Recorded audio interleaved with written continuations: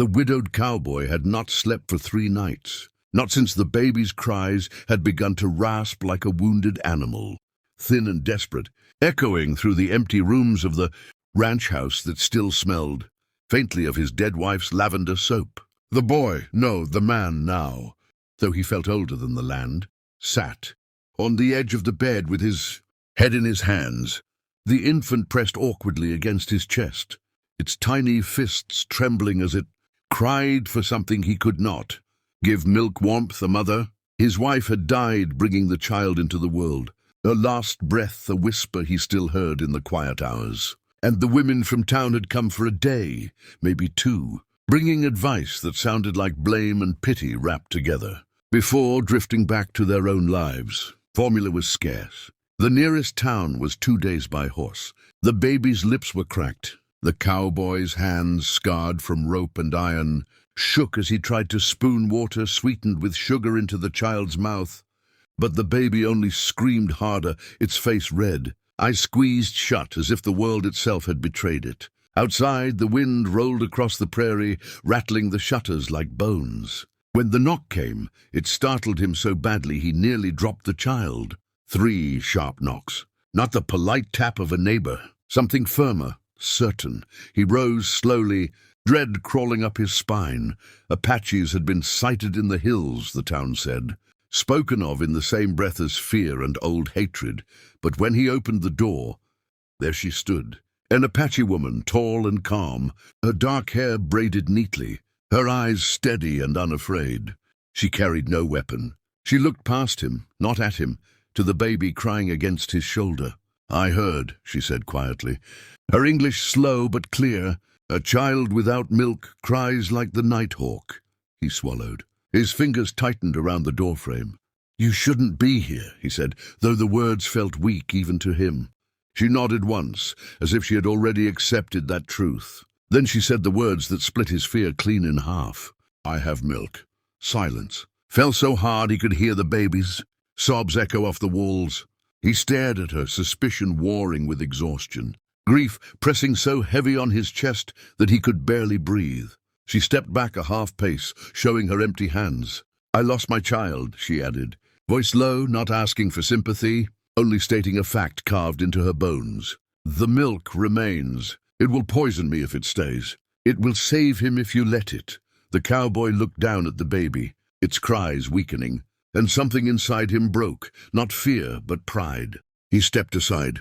Inside, she moved with quiet purpose, sitting by the hearth, guiding the child to her breast with hands gentler than he'd ever seen. The baby latched, and the crying stopped so suddenly the cowboy felt dizzy. The silence was holy. Tears blurred his vision. He turned away, ashamed of them, staring out the window as if the land itself might judge him for what he had allowed.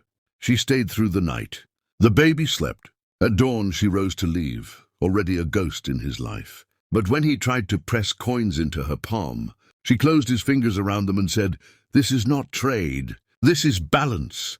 And she walked into the morning fog, leaving him with a living child and a question that would not let him rest. She returned the next night, and the next, always at dusk, always leaving before sunrise, never asking permission, never overstaying her welcome. And slowly, the ranch changed. The baby grew stronger. Its cries softened into coos. The cowboy learned the sound of peace again, learned how silence could mean safety instead of loss. They spoke little at first, 2 people bound by grief who understood that words could wound if used, carelessly, but over time, stories slipped through the cracks. She spoke of her people driven from the river valleys, of a husband killed by soldiers who never learned his name, of a child buried beneath a cottonwood tree where the earth still felt warm. He spoke of his wife's laugh, how she sang while baking bread, how she had wanted the baby to grow up, knowing kindness before strength. When the townsfolk noticed the baby thriving, they noticed her too, whispers turning sharp as knives. An Apache woman nursing a white man's child was a story that traveled fast, and not kindly. One afternoon, a group rode out, faces hard, hands near their guns. The cowboy stood on the porch, the baby in his arms, the Apache woman beside him unflinching. "She saved my son," he said simply. "If you want her gone, you'll have to go through me." It was the first time since his wife's death that he felt truly alive, standing for something that mattered more than fear. They left not because they understood, but because conviction is louder than hatred when spoken plainly. Seasons turned. The Apache woman stopped leaving at dawn. She planted corn near the fence line.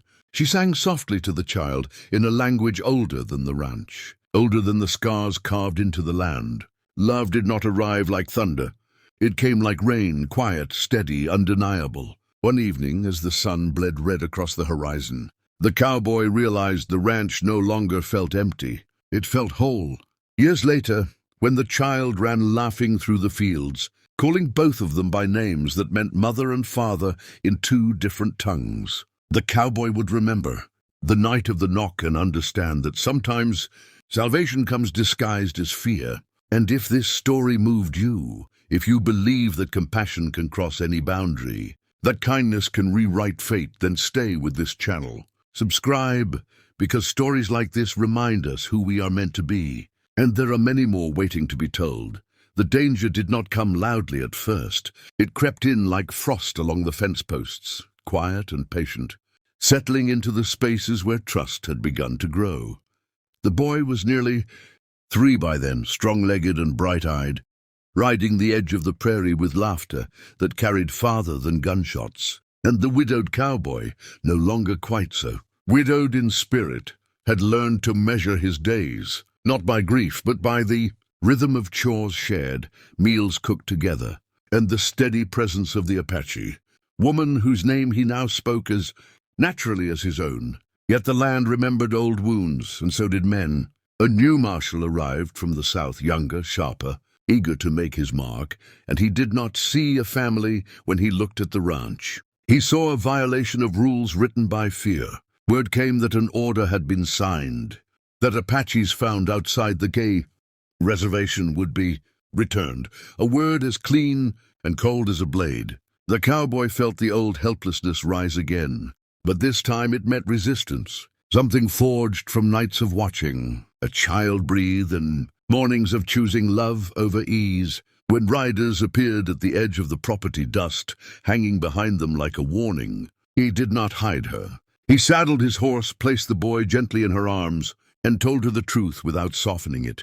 She listened, her face steady, then surprised him by smiling, not with joy, but with resolve. "I have crossed harder lines," she said. "I will not run from kindness." The confrontation unfolded. Beneath a sky stretched wide and indifferent, the marshal spoke of laws. The cowboy spoke of life. The Apache woman spoke last, her voice calm as water over stone, telling them of a child fed when there was nothing to gain, of a house opened when hate would have been easier, of balance restored not by force, but by mercy. The men shifted uneasy, because courage spoken without anger is difficult to fight. When one rider dismounted and lowered his eyes, the marshal realized he was alone. He left with threats that rang hollow, and the prairie swallowed the sound of hooves as if it had never been there that night. As the wind softened and stars stitched the dark together, the cowboy understood that family is not granted by blood or law, but built by choosing each other again and again, even when the cost is high. He took the Apache woman's hand, not in desperation but in certainty, and asked her to stay, not as a guest, not as a secret, but as his wife, his partner, the mother his son already knew her to be. She said yes with a nod that held a lifetime of loss and hope balanced perfectly. Years later, travelers would stop at the ranch and feel something they could not name, a peace earned, not claimed, and the boy, grown tall and sure, would tell them a simple story about a night when he cried and a woman knocked with milk and changed everything. If this chapter stirred something in you, if you believe love can stand against the weight of history, then don't let the story end here. Subscribe to this channel, stay with us, and carry these stories forward. Because the world needs reminders that compassion, once chosen, can echo for generations.